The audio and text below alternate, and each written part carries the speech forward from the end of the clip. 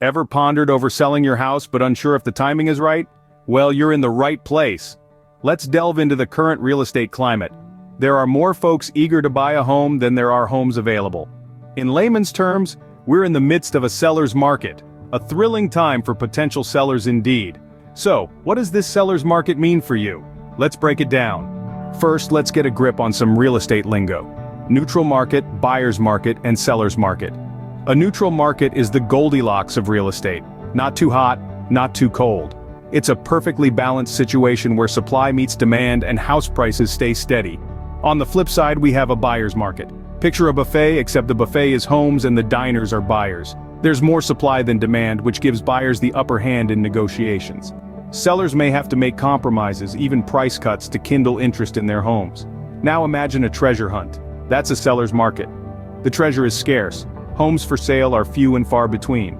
This scarcity fuels competition among buyers, sparking bidding wars, and possibly inflating the final sale price of your home. Currently, we're in a seller's market where the supply of homes is low. This intensifies competition among buyers, which could potentially drive up your home's final sale price.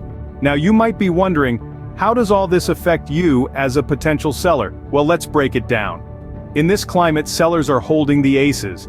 A proficient real estate agent can be your trump card, pricing your property competitively and priming it for the market to pique the interest of eager buyers. The current conditions could lead to a flurry of offers, speedy sales, and top-tier prices. In summary, if you've been thinking about selling your house, the market is ripe and ready for you. With the right strategy and a realistic asking price, you're set for a swift and profitable sale.